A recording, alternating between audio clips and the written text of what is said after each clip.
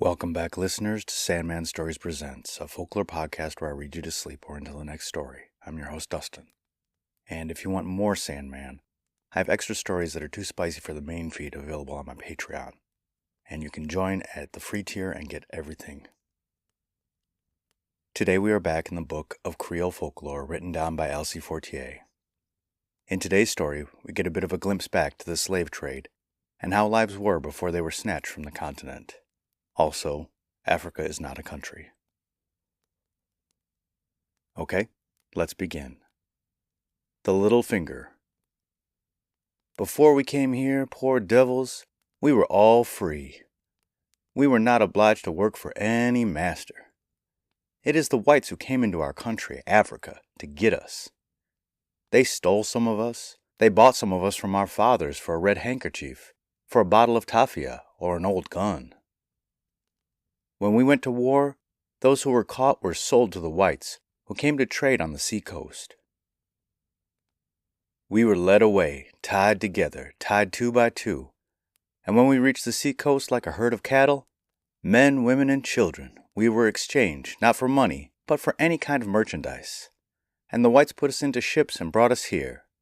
This is how we became slaves in America.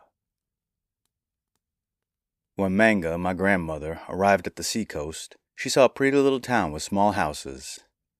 There were many ships, and they seemed to be dancing on the sea. Some were going up and others down. It was the wind, that was blowing and shaking up the sea. My poor grandmother, who was young then, was afraid when she saw they were putting all the Negroes on board the ships. She thought they were going down to drown them in the sea.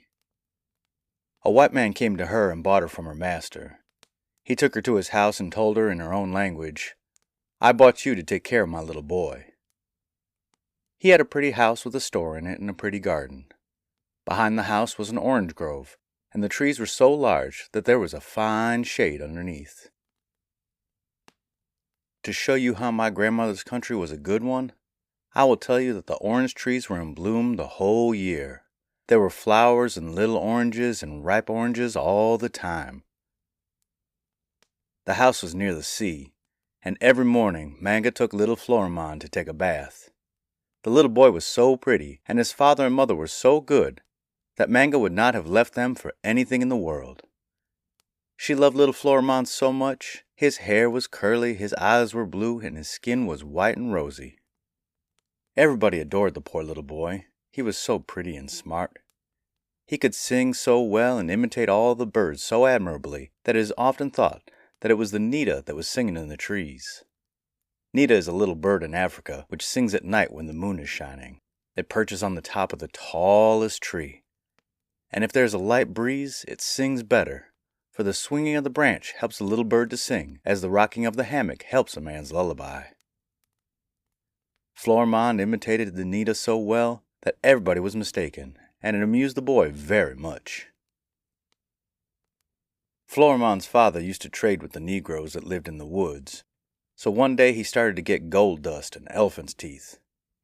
On leaving, he said to Manga, "Take care of my wife and my little boy. You know I already gave you a pair of shoes. I will give you, on my return, a fine dress and a necklace." The first time Manga put on shoes, they hurt so much that she could barely walk. She took them off when arriving at the house and sat on the steps looking at her toes. "Wiggle, wiggle, poor things," she said. "You were in prison just now. You are free now. You are glad, is it not? Oh, I shall never shut you up again. I don't understand how white folks can put their toes in such things." From that time on, Manga never put shoes on. Well, the master went into the big woods, and after 3 days, the lady said to Manga to take Florimond to the sea to give him a bath.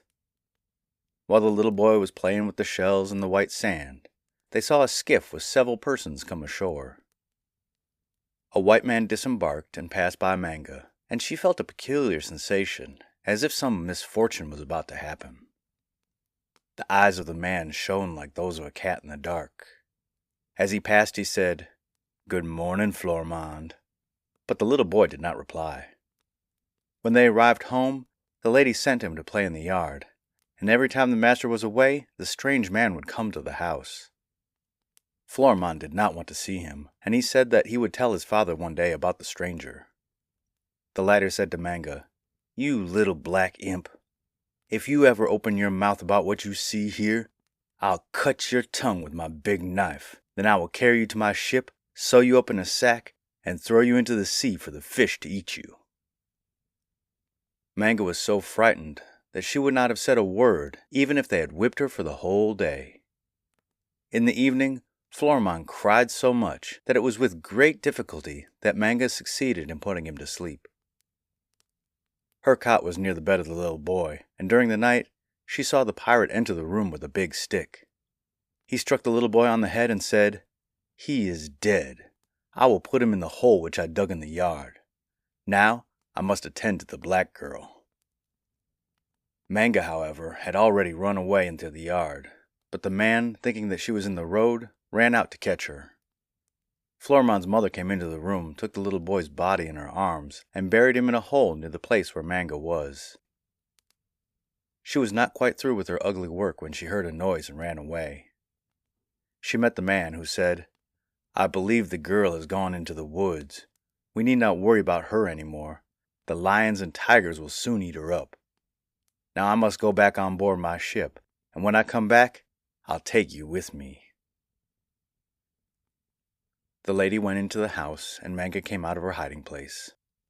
She felt so weak that she could hardly stand, but before she left, she kissed the ground where her dear little master was buried. She said, "Farewell, little angel," and ran into the woods. She preferred to stay with the wild animals than with the cruel mother. After walking for some time as fast as she could, she stopped by a bayou in the woods, drank some water, and sat down to rest. She fell asleep, but soon she was awakened by loud talking. She saw some men standing around her. Among them was her master, who seemed to be very angry. "What are you doing here so far from my house? I left you to take care of my little boy. I suppose you did something wrong and ran away." Manga did not reply, because she remembered the threats of the pirate. The master ordered his men to bring her back to the house, and he hastened to go home. He found his wife, who was weeping bitterly, and she said to him, "Oh, what a dreadful misfortune! Manga let Florimond fall on his head, and our poor little boy is dead. I wanted to kill the negress, but she ran away, and I don't know where she is. If I ever catch her, I will strangle her with my own hands." When the poor man heard that his dear boy was dead, he fell into a swoon. They put him in bed, and he remained delirious for 15 days. During that time, the lady said to Manga that she would kill her if she opened her mouth. She shut the girl in a cabin and gave her nothing but bread and water. At last Florimond's father got out of bed, but he could not be consoled, and he wept all day for his little boy. As Manga was still in her prison, her master did not see her, and did not think of her. One day, as he was walking about in the yard, he looked from time to time at his dear boy's grave, and tears flowed from his eyes. In the meantime, the Nita was singing on a tree nearby, and its song was so sad that the poor man felt even more sad than ever. It seemed to him it was his Florimond who was singing, and he came to the grave and looked at it for a long time. At once the poor father thought he was dreaming. He saw something that was so strange that many people would not believe it. But so many people told me the same story that I believe it as sure as the sun is shining. When the lady had buried the little boy, she had not had time to cover the body completely, and one little hand was out of the grave, and it was the pretty little finger which was moving as if it was making a sign to call someone. The little finger moved on one side and then on the other, and it never stopped beckoning, so to say. The poor father dug up the earth with his hand and uncovered the body. He found it as fresh as if it had just been buried, and he took it in his arms and carried it into the house. He put the boy on a bed and rubbed him so long that the child came back to consciousness. The father sent for a surgeon, who began to attend to the boy and said that he would revive. There was no danger to his life, as the skull was not broken. The child was only in a state of lethargy, and soon would be well again. Indeed, in a few days Florimond was running about as if nothing had ever happened. But he never said anything about his mother and the stranger, and the lady at last allowed Manga to leave her prison. Remorse had taken hold of Florimond's mother. She grew thinner every day, and one evening, in spite of the most tender care, she died. Her last words were, "Oh my God, forgive me." She was buried in the grave where little boy had been, and as for the pirate, he never came back. They say that he was hanged.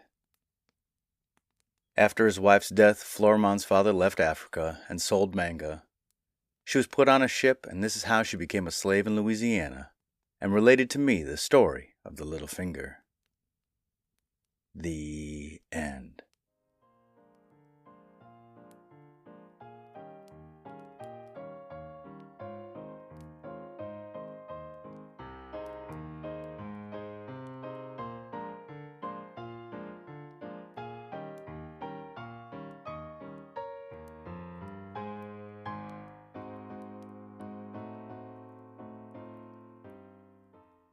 Oh, this was a sad one.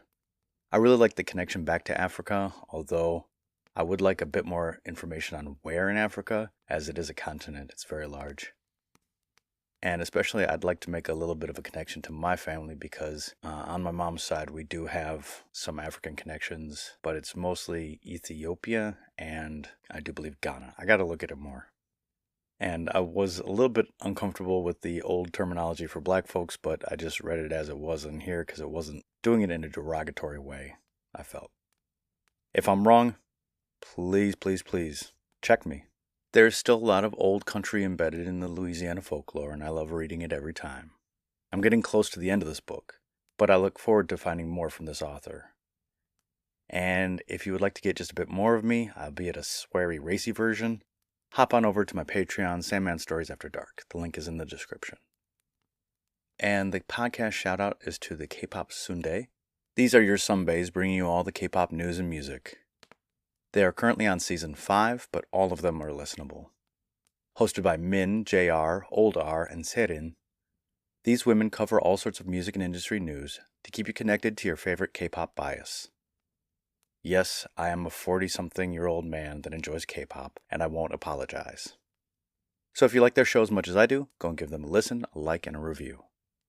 And the listener shout-out is to Newcastle in South Africa. Originally named Post Halt Number 2, as it was a place to get fresh horses between Johannesburg and Durban. It is an industrial center and has been one since the first train stopped there in 1891. Most of the people there either speak Zulu, English, or both.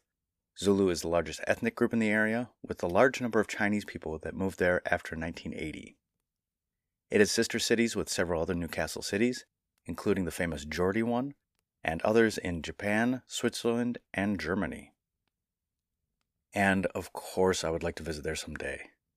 Maybe when I go to Kruger National Park. And so to my listener in Newcastle I say, thank you, and good night.